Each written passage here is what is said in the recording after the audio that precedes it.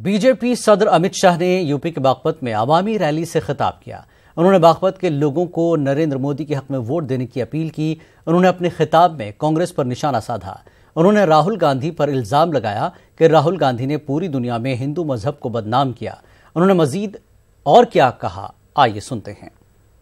देश के प्रधानमंत्री नरेंद्र मोदी जी को प्रधानमंत्री बनाने में सबसे बड़ा अगर किसी एक प्रदेश का योगदान था तो उत्तर प्रदेश का था। उत्तर प्रदेश इस बार भी डालनी है, मगर थोड़ा मार्जिन बढ़ाकर डालनी है। बढ़ाओगे क्या? बढ़ाओगे क्या? मित्रों, ये विपक्ष के लोग हैं, वो तुष्टीकरण की राजनीति करने से बाज नहीं आते हैं। अभी अभी पंचकुला की एक कोर्ट ने फैसला दिया कि 2007 में समझौता एक्सप्रेस पर ब्लास्ट हुआ। कांग्रेस की सरकार थी, सोनिया मनमोहन की सरकार थी।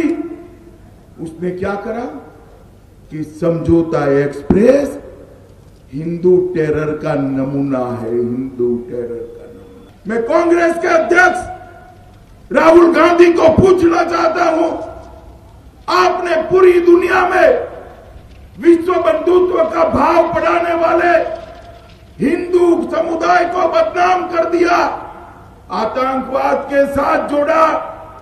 हिंदू कभी आतंकवादी हो सकता है क्या? हिंदू कभी आतंकवादी हो सकता है क्या?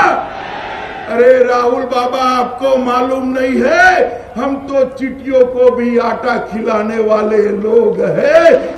पूरी दुनिया में गौरवशाली हिंदू समुदाय को आपने बदनाम करने का काम किया है, अपनी वोट बैंक की पॉलिटिक्स के लिए बदनाम करने का काम।